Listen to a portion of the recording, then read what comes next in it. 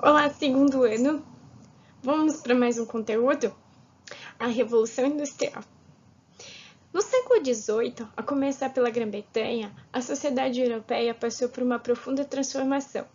Surgiram as máquinas a vapor, iniciando uma era de indústria, uma era de velocidade, na qual os maiores símbolos eram as ferrovias e o relógio, porque agora não seguimos mais o tempo da natureza, da agricultura, e sim das fábricas, do relógio. Mas o que é uma revolução, né? Por exemplo, nem sempre a gente usa a palavra revolução certa. Revolução farroupilha é incorreto. O mais certo dentro da história é revolta, tá? Porque não houve grandes transformações na sociedade.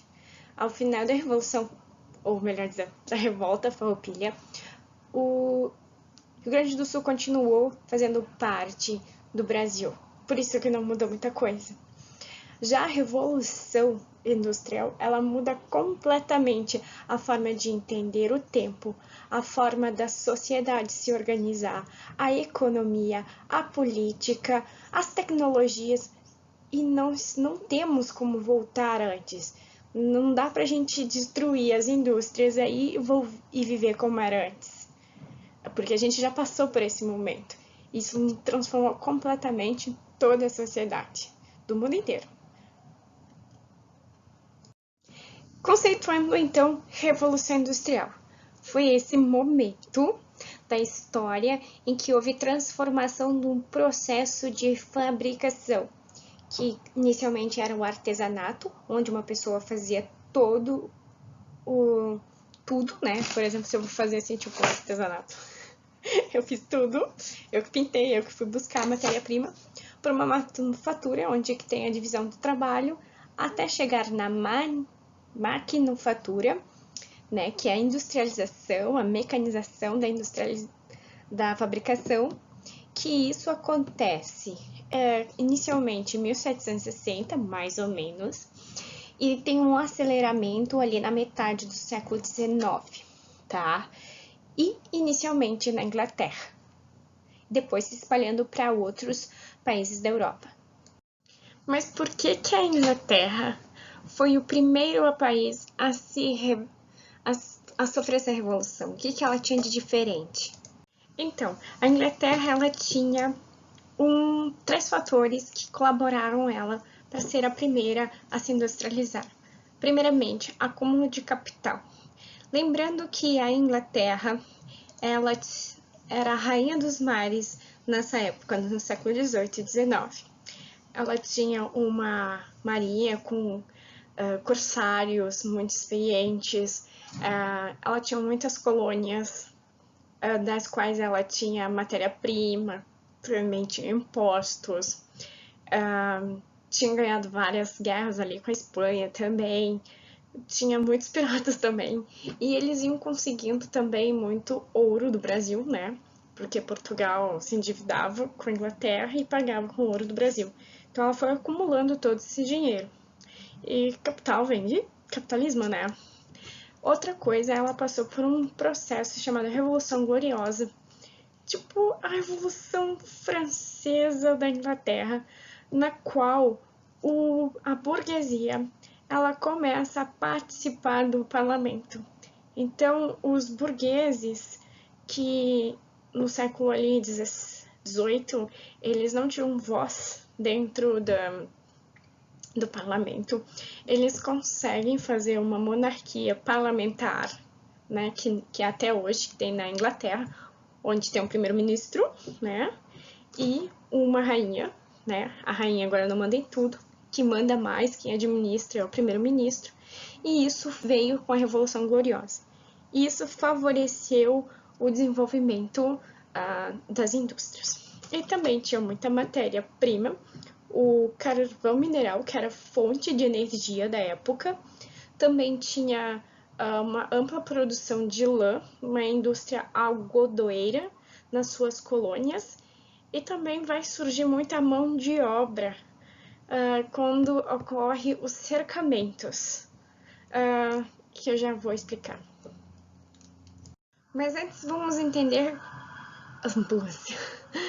Como é que se deu as mudanças na produção de trabalho? Inicialmente, havia apenas o artesanato.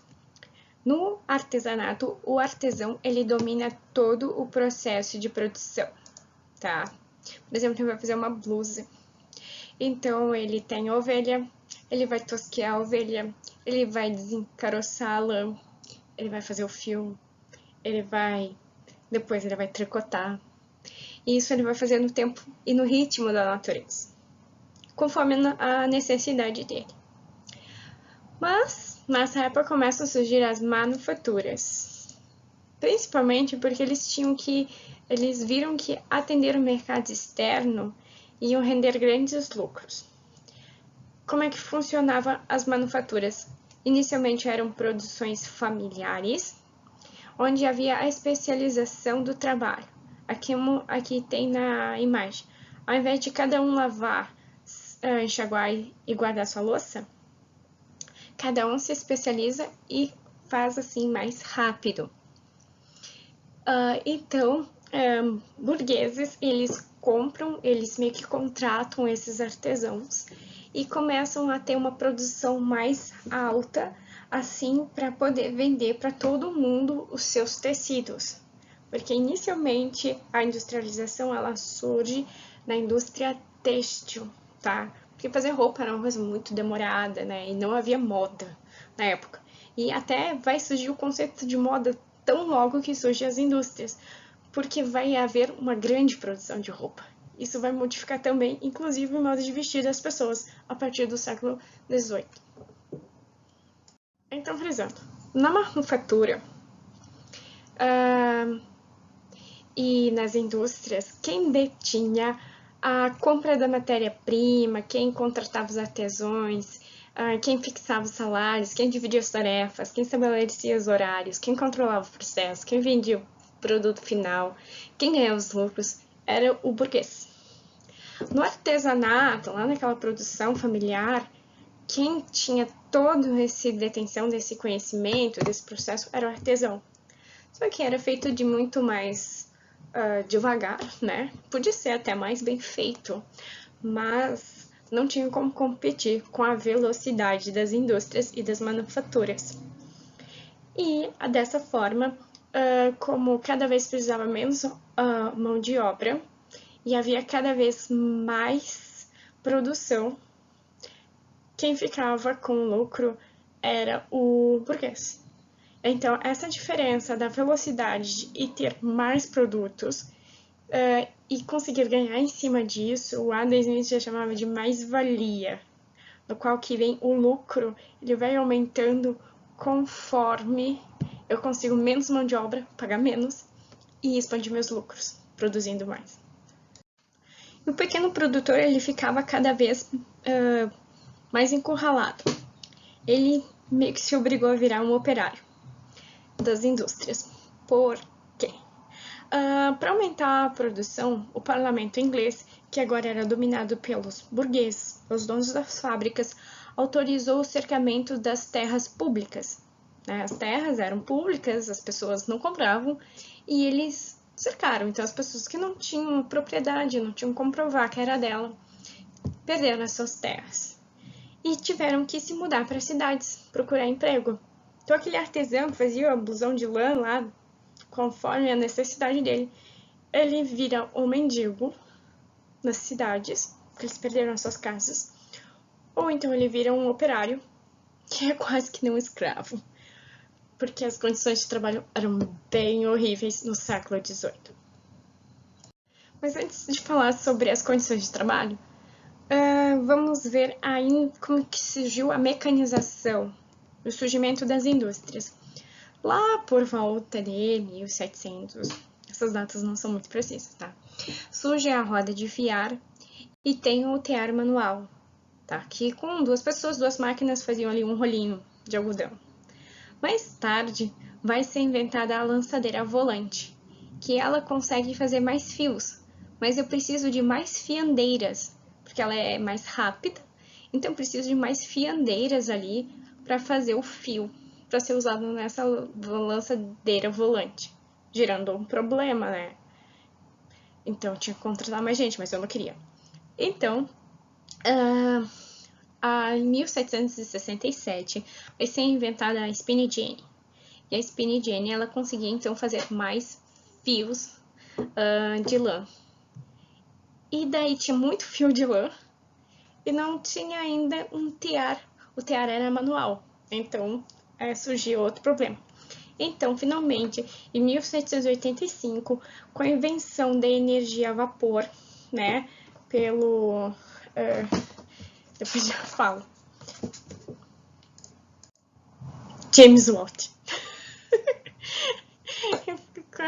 Com a invenção do tear mecânico, então agora a gente tem uma produção de tecidos, de peças de algodão, de fios muito mais rápida, né? Que é a Revolução Industrial, a grande mudança da produção, do capitalismo, do modo de se vestir, da hora de ver como contar as horas, porque agora aquele trabalhador que estava lá na zona rural, ele não vai se guiar pela luz do sol, né? Ele veio para a cidade e agora ele tem que seguir os relógios das fábricas. Claro que nada adiantaria produzir com tamanha velocidade se eu não pudesse vender para o mundo inteiro. Lembrando que a Inglaterra foi a primeira a ter as indústrias. Então ela queria vender para Portugal, para Brasil, para Colômbia, para os Estados Unidos, enfim. Como é que ela ia transportar? Então, tudo isso se deu graças aos navios a vapor e às locomotivas, que apesar de seus 30 km por hora, era alta velocidade para a época. E também despertou o interesse para o surgimento do automóvel, que o primeiro é aquele automóvel a vapor que tem ali esse carro, aqui, que ele tem tipo uma chaleira junto, e o bonde, que era puxado por cavalo. Então, assim, isso foi o início dos inventos que vão ocorrer mais tarde ali no século XIX. A partir disso, a gente tem a consolidação do capitalismo. O capitalismo, para alguns teóricos, eles já surgem ali com o mercantilismo, né? Mas é um capitalismo mais rudimentar, né? E agora ele é mais maduro, porque existe um capital que é revertido em lucros, o modo de produção ele é um só, que é a divisão de trabalho. Tem a mão assalariada, né?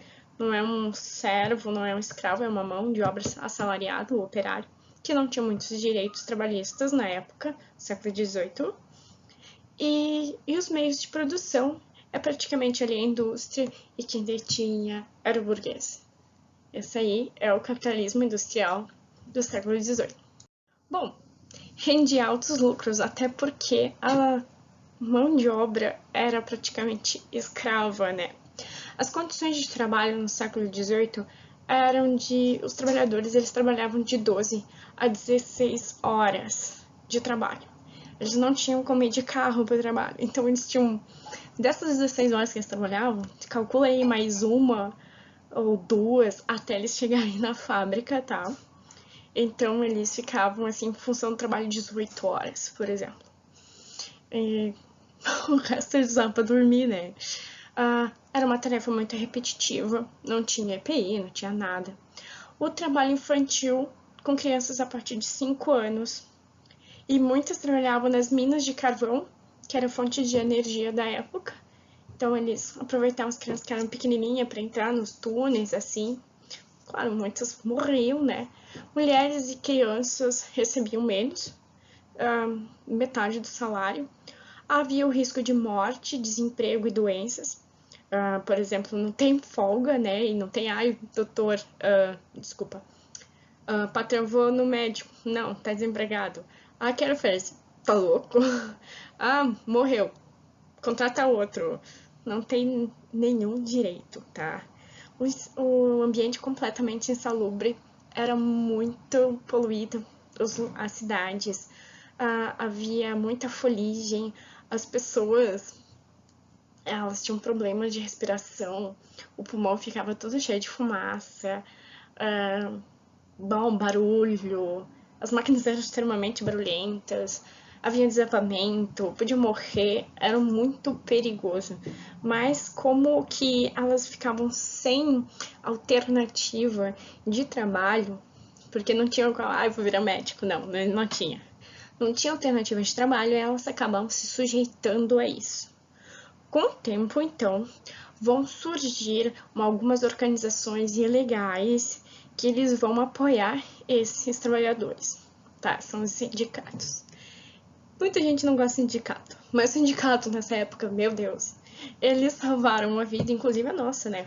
Porque se não fosse eles, a gente não teria férias, a gente não teria descanso no domingo, a gente não teria licença maternidade, licença saúde, todos os direitos que é hoje que a gente que dá pelo menos o mínimo de dignidade ao trabalhador.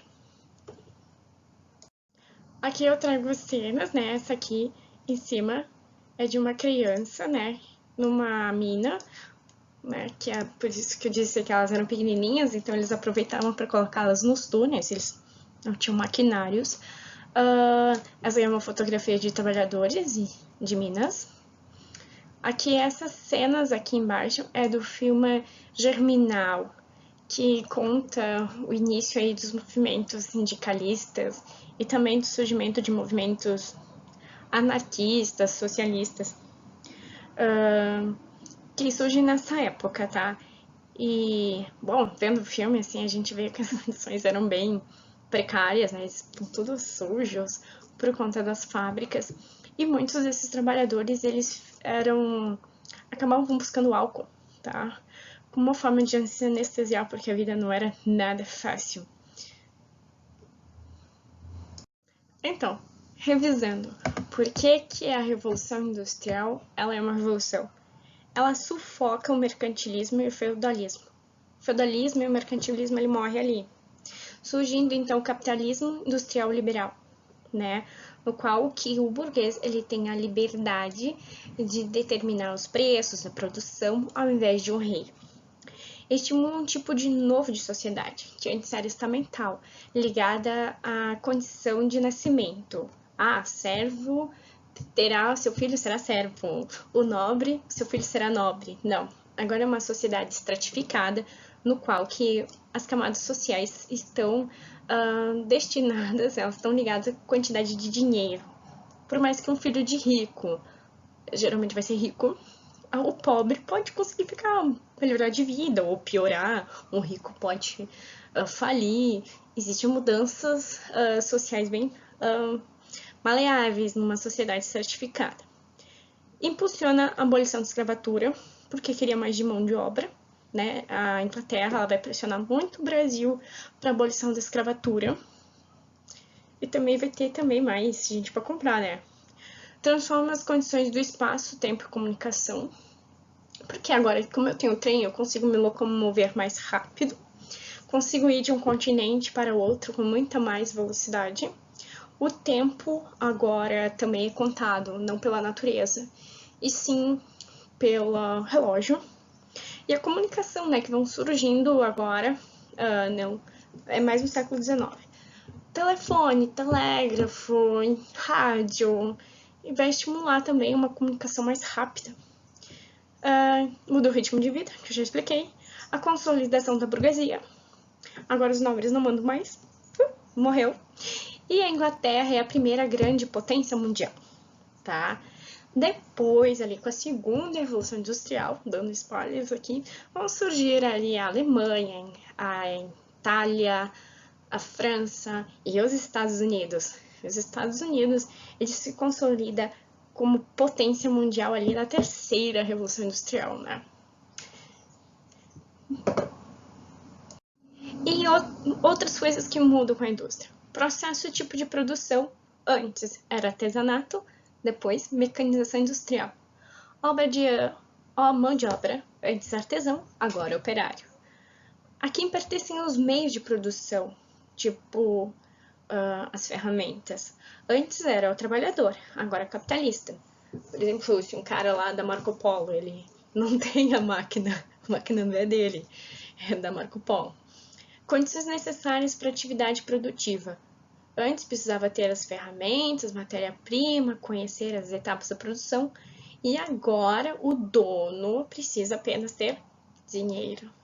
Tipo de energia usada, antes era ali a manual, eólica, os moinhos. Agora temos a energia a vapor, que a fonte de energia é o carvão, tá? A energia elétrica ainda não existia na primeira Revolução Industrial. Maior concentração populacional, que sai da zona rural e agora vai para a urbana, onde que estão as fábricas. Onde tem mais fábrica, onde estão os polos industriais, tem a maior concentração de pessoas. Aqui no Rio Grande do Sul, por exemplo, onde é que tem a maior parte das indústrias? Caxias, Porto Alegre. Classe social detentora do poder político. Antes era a aristocracia, os nobres. Agora, quem detém o poder político é a burguesia. Então, era isso. Eu espero que tenha sido claro. E até mais. Beijo!